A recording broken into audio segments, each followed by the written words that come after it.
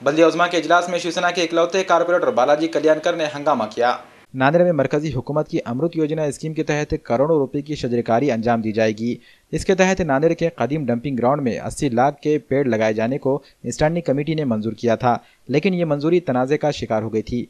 खुद कांग्रेस के कारपोरेटरों ने इसकी मुखालिफत की थी और कहा था कि डंपिंग ग्राउंड से कचरा हटाए बिना शजरकारी बेमाना है, जिसके बाद इस स्कीम से होने वाली बदउनवानी खुलकर सामने आ गई थी। जनरल बॉडी इजलास में शिवसेना के इकलौते कारपोरेटर ने इस मामले पर हंगामा किया और कांग्रेस पर बदउनवानी का इल्जाम लगाया।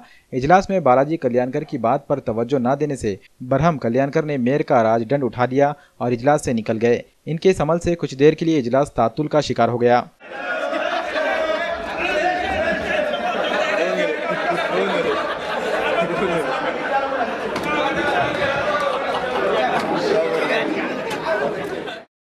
आजचा विषय आता आज जनरल बॉडी होती त्यावेळेस जेव्हा नांदेडचा विकासासाठी जे निधी प्राप्त झालता केंद्र पुरस्कृत अमृत योजनेमध्ये ते 4.5 कोटी, तर या जे काँग्रेसची सत्ता आहे त्याच्यामध्ये त्याने काय केलं, डंकिंगला जे कचरा जे शहरा भागातला जे जमा होते त्या भागामधील 1 कोटीचा झाडे लावण्याचा जे प्रस्ताव मंजूर केला आणि बाकी जे पहिले जे गुर्तागदीमध्ये बरेच काही झाडे विकास झालेला आहे झाडाचा हे दाखविण्याचे कागदपत्र आणि लुटण्याचे काम चालू करालेत। विकास करा, जिथं आवश्यकता आहे तिथं लावा ना, कुठे बी लावून काय फायदा मला सांगा। डंकिंग याचं टेंडर रद्द करा म्हणून मी मागणी केलेली आहे, नाही केलं तर मी प्रधान सचिवला निवेदन देऊन रद्द करेन।